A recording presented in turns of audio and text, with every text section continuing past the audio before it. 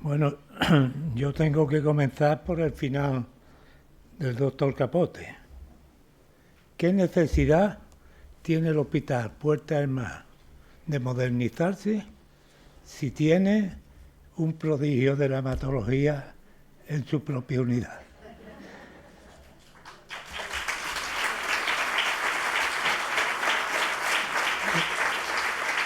Y es que ya esta reunión, tengo que decir que para mí se convierte en una especie de rendición de pleitesía a Javier Capote. Y digo de rendición de pleitesía porque desde que tuvo la delicadeza de invitarme a venir aquí, yo cada vez que me subo aquí me emociono. Y me emociono por una razón elemental, porque uno está acostumbrado a hablar con los pacientes, a ver a los pacientes, a hablar con sus familiares, a informarles, pero no está acostumbrado en absoluto a ver, a sentir, a conocer lo que significa el liderazgo de un profesional ante sus propios pacientes. Y por eso tengo que agradecer que me sigan invitando, porque sin emociones no se puede vivir. Cuando no existen las emociones y los sentimientos, lo que estamos es amargados. Y por tanto, siempre hay que mantener una puerta abierta a la esperanza para emocionarse, porque esa es la mejor manera de darnos cuenta de que las cosas van funcionando, porque no hay ni dolor ni placer que sean plenamente eternos. Y por tanto, repito, presento mi rendición de pleitesía a mi amigo Capote. Bueno, entonces te invitaremos para la próxima vez también. Bueno, si eso me lo dice cuando llevo 10 o 12 años viniendo, no sé qué es lo que ha estado haciendo los 11 años anteriores. Bien, dicho esto a modo de salutación, tengo que decir que se dijo esta mañana que la dirección no había sido invitada, probablemente de forma intencionada. Y a mí me ha dado un poco de pena eso, pero no es por el director, ni por ningún directivo, sino porque eso me impide, como Mafalda, que decía que es preferible resultar antipático o causar antipatía por decir la verdad que no simpatía por ser un pelota. Por tanto, perfecto lo de que no esté hoy la dirección aquí. Y por entrar ya en materia, tengo que decir que nuestro moderador, el antiguo decano, de una facultad a la que yo le tengo un especial aprecio. Yo estudié en Granada, no estudié en Cádiz. Lo previsto era que viniera a Cádiz, pero tengo especial afecto porque mi padre sí se hizo médico aquí en Cádiz. Y le tengo que decir al decano algo que creo que él estará dispuesto a compartir conmigo. Y es que, como decía Salvador de Madariaga, la universidad tiene que ser el gran foro del pensamiento y la libertad, no un mero elemento expendedor de títulos. Y eso, en una facultad de medicina, es especialmente significativo, porque tenemos que formar, además de médicos, hombres, personas. Y todo esto de la inteligencia artificial, que viene estupendamente, ya nos han explicado muchas de sus ventajas, algunos de sus inconvenientes. En la introducción a esta última charla el decano lo decía también, ¿no? Ponía un poco, nos llamaba un poco la atención sobre las ventajas y los inconvenientes, porque al final todo este tipo de tecnología la manejamos las personas. Y si faltan los principios éticos y la honestidad en el manejo de estos elementos, podemos provocar un verdadero desastre. Por tanto, de la universidad no solo tienen que salir gente con títulos, sino hombres honestos, éticos y formados. Y cuando veo su apellido, cuento una anécdota, igual que ha hecho Capote, que ha contado lo de la aparente presencia suya en un hospital que parece de película sanitaria, ¿no? Yo tuve una enferma que se llamaba, simplemente digo uno de los apellidos, Lorenzo, igual que el decano. Y de esto que os voy a contar hace ya más de 40 años probablemente, tenía yo un pelo precioso además. Y tuvimos una enferma que tenía ese apellido, con una enfermedad de Hodgkin. En aquella época, para poder saber la extensión de la enfermedad y hacer el estadiaje, no había ninguno de estos recursos que hoy estamos hablando. Se hacía una linfografía que se llamaba, que era introducir un contraste en los capilares del espacio interdigital del pie, entre el dedo gordo y el siguiente. En eso el radiólogo se acordaba de toda la familia del hematólogo, porque se tardaban de 6 horas para arriba en poder introducir eso para que fuera impregnando toda la red linfática y poder determinar si existía o no una adenopatía en la axila, por poner un ejemplo. ¿Qué pasa? Que como era azul de metileno, y esta chica era de piel muy blanca, el tono azulado se transformaba medio en verdoso y el enfermo a las 48 horas era verde entero. Yo recuerdo que una noche que estaba de guardia, cuando mi jefe era un amigo de uno de los presentes, me llamaron, sube usted urgente a la planta que fulanito se ha puesto muy malo. Y yo por llegar antes, en lugar de coger los ascensores normales del hospital, cogí uno de servicio, que salía en un cuartillo y enseguida el pasillo, que estaba a las 3 de la mañana, estaba en penumbra. Y cuando salí del pasillo, esta chica, que además era grande, estaba al lado de la puerta y cuando yo salí me pegó un susto que creía que me había encontrado un marciano. Y le dije, fulanita, me va a matar. ¿Qué pasa? Que 40 años después me diagnosticaron un infarto silente. Y digo, esto fue nuestra amiga Lorenzo.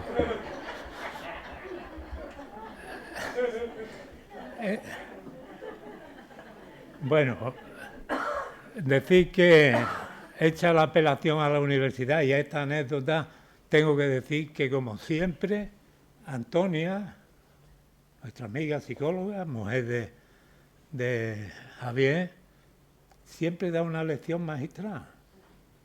Pero da una lección magistral no solo por los contenidos, sino por el estilo.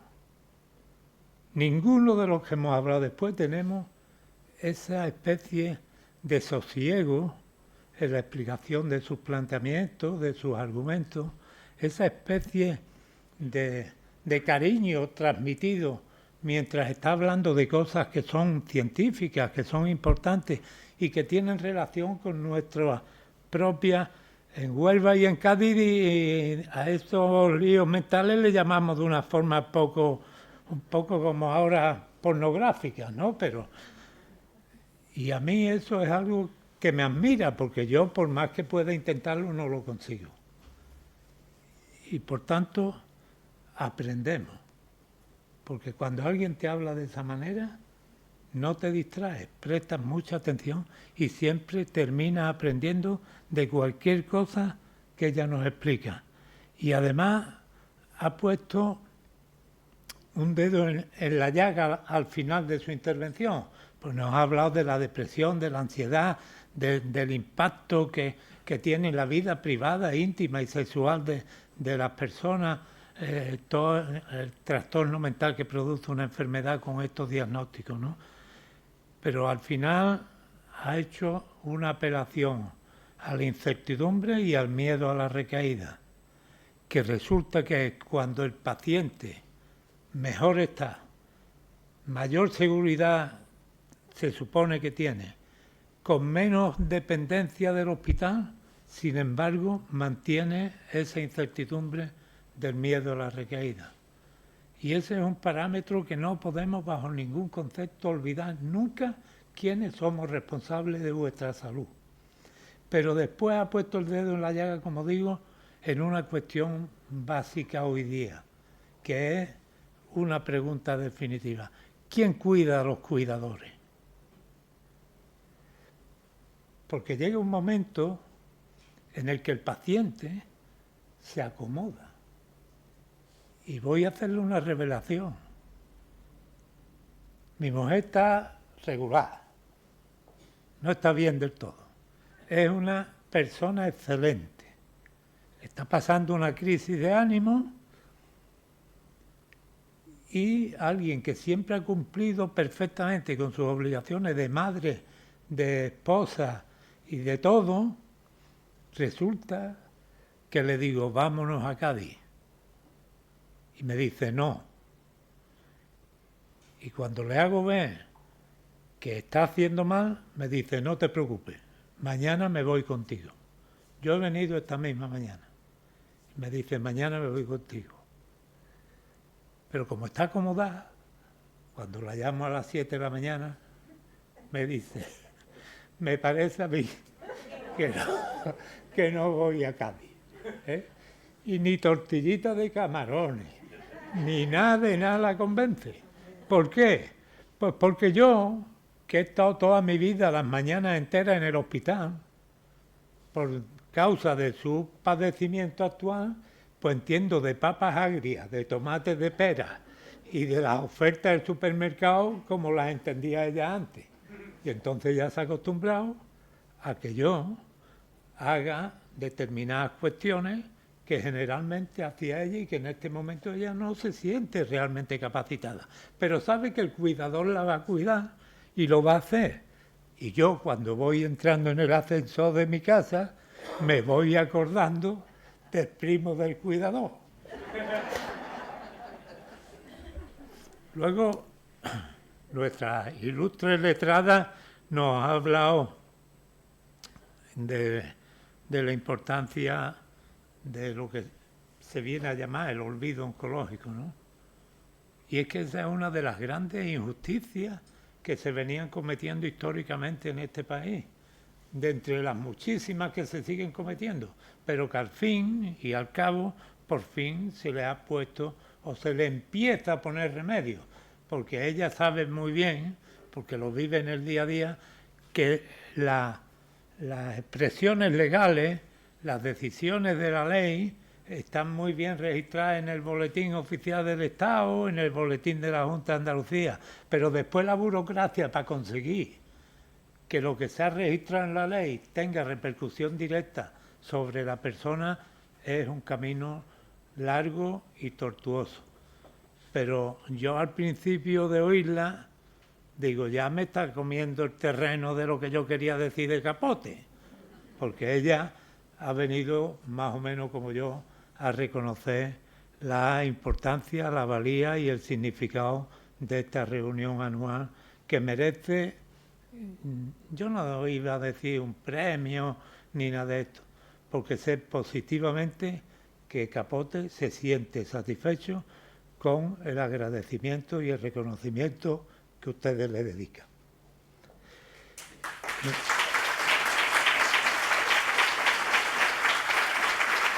Por tanto, hay que agradecer que se nos documente y se nos informe sobre todo este tipo de situaciones, porque el paciente sigue viviendo. Sí que pasa que encima que se ha curado le vamos a negar las opciones de cualquier otro ciudadano libre de este país. Eso no tiene sentido en una sociedad civilizada del siglo XXI. No tiene ningún fundamento. Y si el año pasado tuvo la habilidad de traernos a una chica a la que yo piropeé aquí diciéndole, si yo te hubiera conocido con 18 años, seguro que no te hubiera hecho ningún regalo de flores, de joyas o de lo que fuera, te hubiera invitado a comer garbanzos, porque era la nutricionista que nos demostró que los garbanzos son mejores que la quinoa. Y lo mismo el año anterior. ¿A quién se le puede ocurrir que en una reunión en la que estamos hablando de cosas como es el mieloma, el linfoma, venga alguien a cantar por alegría de Cádiz. Por tanto, esta reunión es única. Y como es única, tenemos que disfrutarla.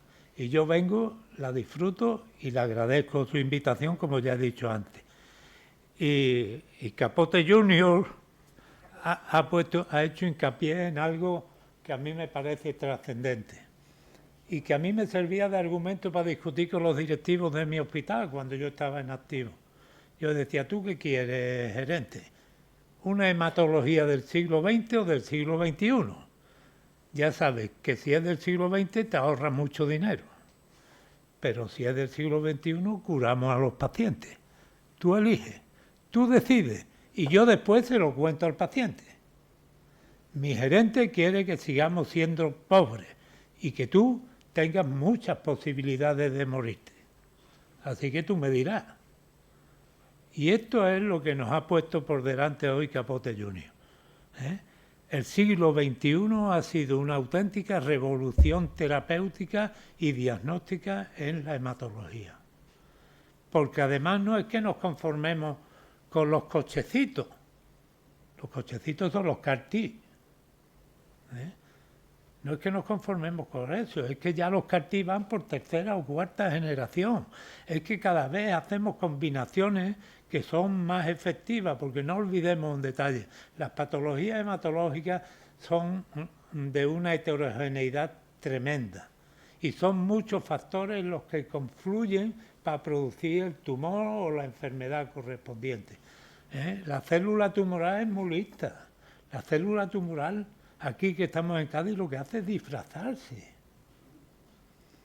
y se aprovecha del microambiente que la rodea, que suele ser inflamatorio, y con el disfraz, la reacción externa y los desechos que hace, pues tenemos que, para combatirlo, obligatoriamente tenemos que combinar. ¿Por qué? ¿Por qué hacemos una combinación en el mieloma de inhibidores del proteasoma? Pues porque el proteasoma es el basurero, digamos, es el lugar donde el desecho celular se va coleccionando y la célula en su disfraz aprovecha ese microambiente que se produce junto con la inflamación para esconderse de la quimioterapia. Por tanto, inhibidores del proteasoma, inmunomoduladores que tienen un efecto de modulación celular y al mismo tiempo un efecto de quimio, antitumoricida, digamos, sería la palabra.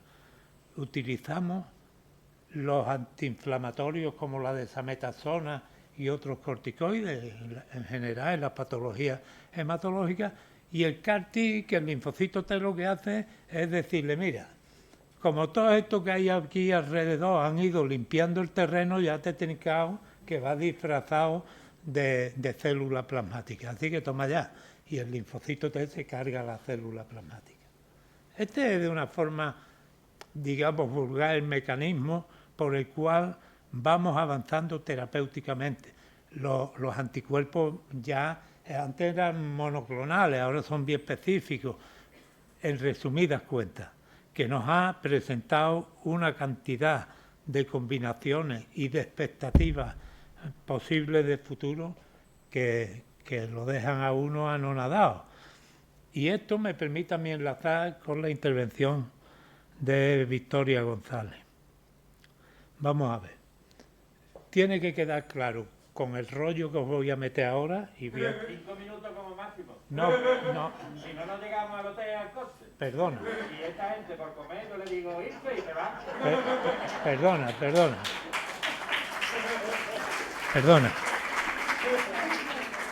Yo garantizo que no se levanta ni uno de ustedes. Y voy a decir por qué, por dos razones. Una, porque aunque yo soy disciplinado y admirador de Capote, yo he empezado 25 minutos más tarde de la hora que estaba en el programa. Y segundo, porque lo que les voy a decir a ustedes también les gusta. Bueno, pues a Victoria decir como introducción a mi comentario, a su intervención.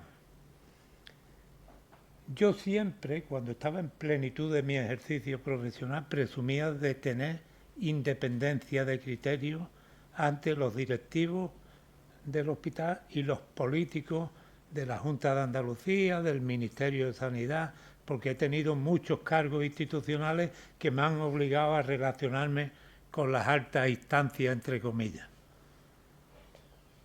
Y siempre he presumido de independiente. Y yo entonces prescribía, yo recetaba a mis enfermos. Alguien me podía acusar de ventajismo en relación a la industria farmacéutica con lo que yo recetaba. Siempre presumí de independiente y nunca cometí ese error, por supuesto. Imagínense ahora que estoy jubilado y no prescribo. Bueno, pues es que es muy fácil mediáticamente y políticamente criticar a la industria farmacéutica. Es muy fácil.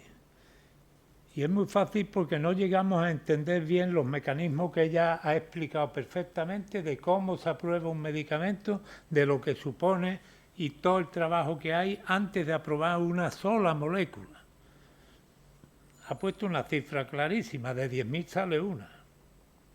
Y muchas son ellos mismos las que la quitan del mercado porque logísticamente, como pasaba con la vacuna del COVID, que tenía que estar a menos 6 grados centígrados, y decían, bueno, ¿y cómo en África no se vacuna? ¿Y de dónde saca un sitio adecuado a tener a menos 6 grados o a menos 60 o a menos 180 una vacuna, un medicamento, un plasma o lo que quiera que sea? O sea, que la logística tiene su importancia. Pero a lo que voy de la industria farmacéutica. Mira, en España la industria farmacéutica es el segundo tipo de actividad que mayor número de empleos genera.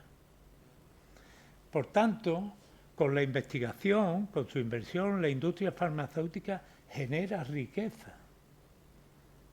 Lo que no valen son las trampas que hacen las autoridades sanitarias, y no señalo ningún partido, autoridades sanitarias en general. ¿Por qué? Pues muy sencillo, porque se produce lo que yo llamo un ciclo kafkiano-científico. Y es que, ¿por qué la industria investiga? Porque quiere tener una patente. Esa patente, sacarla al mercado. Una vez que está en el mercado, tener un porcentaje suficiente de retorno de la inversión inicial que hizo en su investigación para obtener esa patente y luego utilizarla en los pacientes. Bueno, pues la Unión Europea dice a la industria, investiguen ustedes, hagan ensayos clínicos, sobre todo en enfermedades raras, como son la mayoría de las hematológicas. Investiguen porque hace falta. ¿Qué sucede? Que la casuística no es suficientemente numerosa porque son enfermedades raras o de poco impacto epidemiológico y por tanto los ensayos clínicos cuesta mucho trabajo llegar a cerrarlo con un reclutamiento de pacientes suficiente como para que puedan sacar conclusiones exactas de la valía de ese medicamento.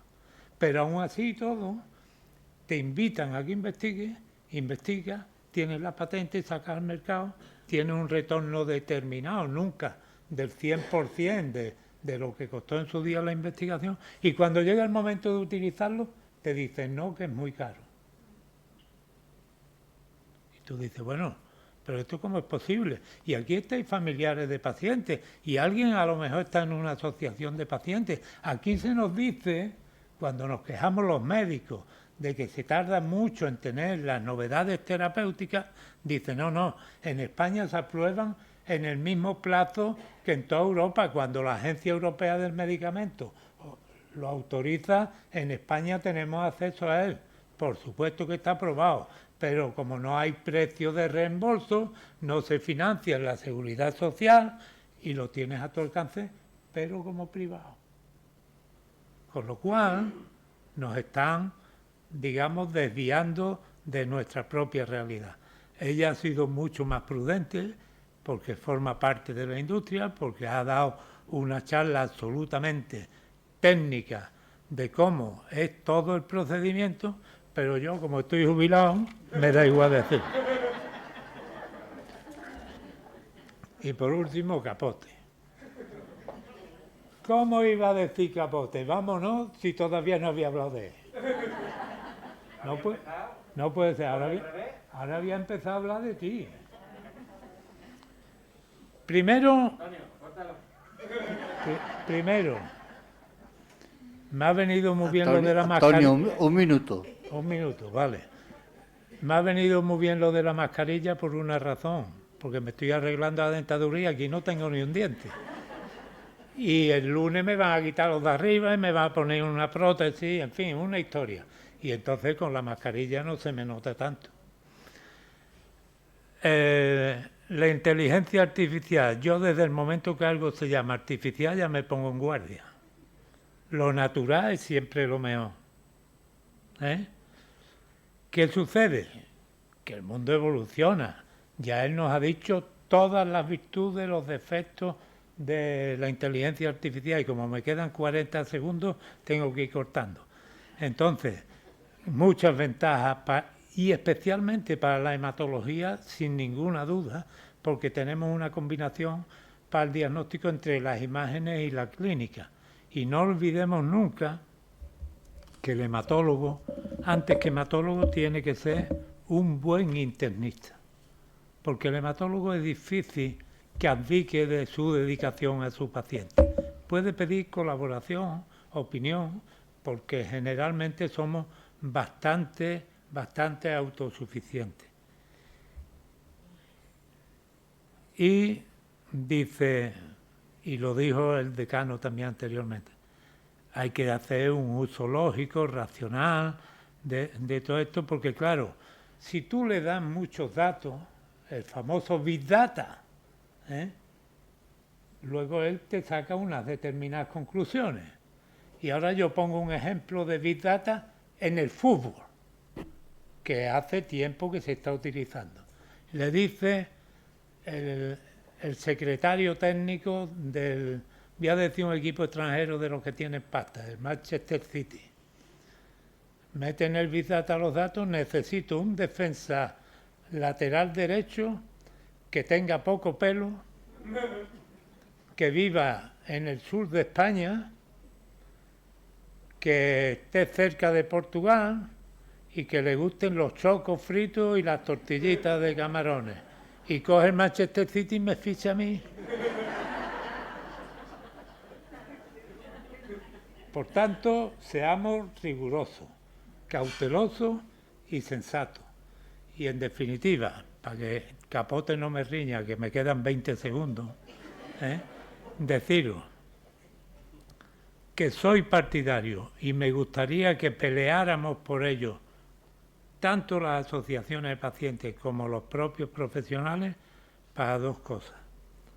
Primero, para que las decisiones de mejora del ámbito sanitario tienen que salir desde los sanitarios. Y luego los políticos ajustarse a lo que los sanitarios les hemos dicho y no a la inversa. Y esto es algo que hay que explicarle a los gerentes de los hospitales, a la consejería, al ministerio y a unos colegas que no quiero que se ofendan conmigo, pero es la realidad. Los farmacéuticos del hospital.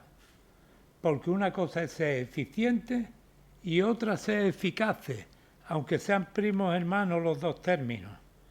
Pero si queremos ser eficaces, para ser eficaces no podemos cerrar la trayectoria solo en la eficiencia.